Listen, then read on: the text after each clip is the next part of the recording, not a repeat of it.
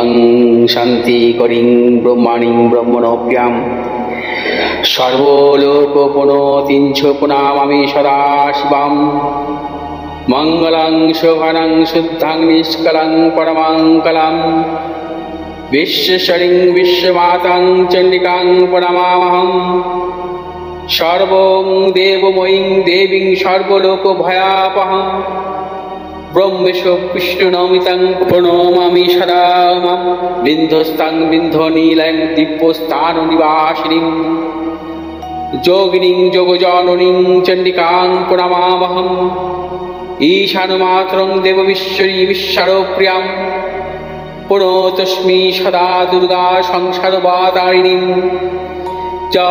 इदं पठति शस्त्रं सिन्वादुवापि च नरो स मुक्त सर्वपापभ्यो मोचते दुर्गायुष्यः ॐ आयुर्देहि यशो देहि भाग्यं भगवती देहि मे पुत्रां देहि धनं देहि सर्वान् कामश्च देहि मे प्रचण्डे पुत्रदे नित्यं सुप्रीति शिरोनायिके कुलोत्पत्तिकरे चक्रे जयं देहि नमोस्तुते रुद्रचण्डे प्रचण्ड सायिषी प्रचण्ड बलशालिनी रक्षमां सर्वतो देवी विश्वेश्वरी नमोस्तुते दुर्गे तारिणी दुर्गे तं सर्वाशुभनिवारिणीं धर्मार्थ मोक्षदे देवी नित्यं मे वरदा भव दुर्गे दुर्गे महाभागे ताई मां शङ्करे प्रिये महिषासिंहमदमत्ते प्रणतोऽस्मि प्रसीद मे हरो पापं हरो क्लेशं हरो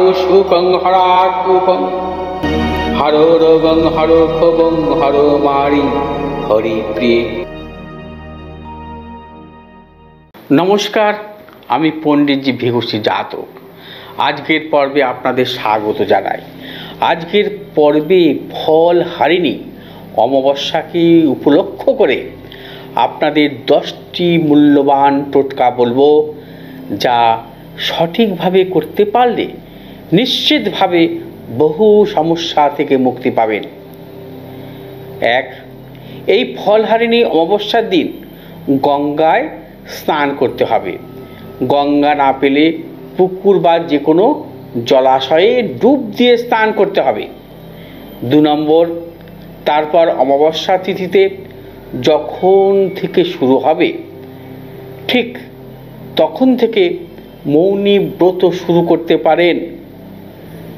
খুব দৃঢ়ভাবে বাক সংযমী হয়ে থাকতে হবে। 3 নম্বর, মৌনী ব্রত পালন করার সঙ্গে সঙ্গে মা কালীর চরণে আপনাদের সাধ্যমতো যে কোনো একটি ফল 1 বছরের জন্য দান করতে হবে। দান করা ফলটি 1 বছর আর খাওয়া যাবে না। এই অমাবস্যা অর্থাৎ 4 নম্বর, এই অমাবস্যার দিন অশ্বত্থ গাছের পুজো করতে হবে।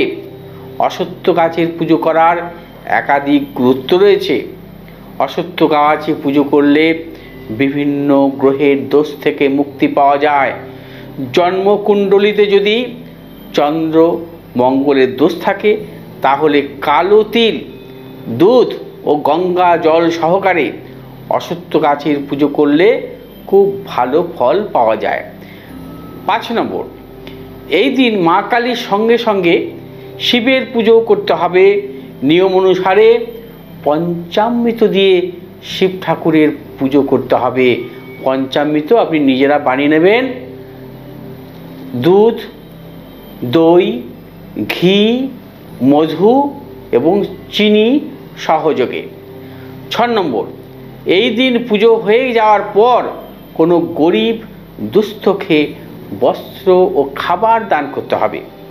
7 নম্বর, লেখাপড়া করা শিশুদের এই দিনই পড়াশোনার জিনিস দান করা যেতে পারে।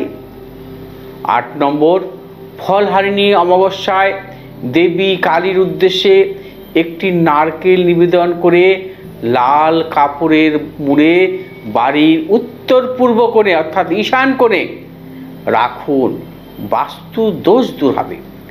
9 নম্বর, যে কোনো সুগন্ধি বা আতর অমাবস্যা চলাকালীন পুজোয় নিবেদন করুন।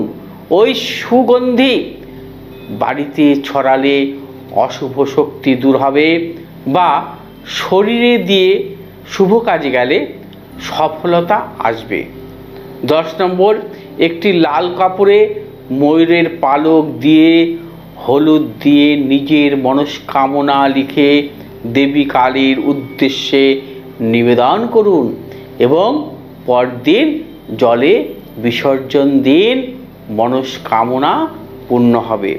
এমন আরও টোটকা, উপাচার ও জটিল সমস্যার সহজ সমাধান পেতে দেখতে থাকুন আমার প্রতিটি অনুষ্ঠান। আগামী ফলহারিণী অমাবস্যা আমি তারাপীঠে থাকব। ওই দিন মহাযজ্ঞ অনুষ্ঠান হবে তারাপীঠের মহাশ্মশানে।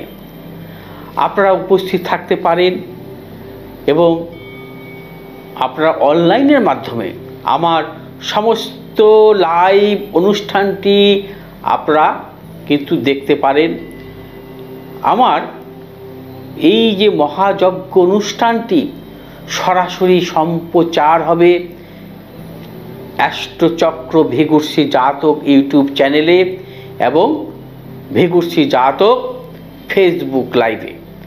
আপনারা সম্পূর্ণ অনুষ্ঠানটি, লাইভ অনুষ্ঠানটি দেখবেন এবং যদি সম্ভব হয় গ্রহদোষ খণ্ডনের জন্য আপনারা কিন্তু উক্ত নাম্বারে যোগাযোগ করে আপনারা উপস্থিত হতে পারেন তারাপীঠের মহাযজ্ঞের এই অনুষ্ঠানে।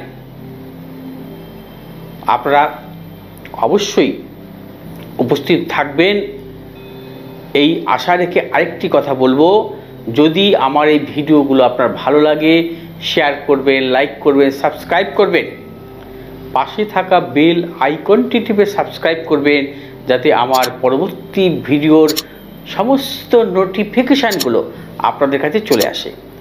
ভালো থাকুন, সুস্থ থাকুন, নমস্কার।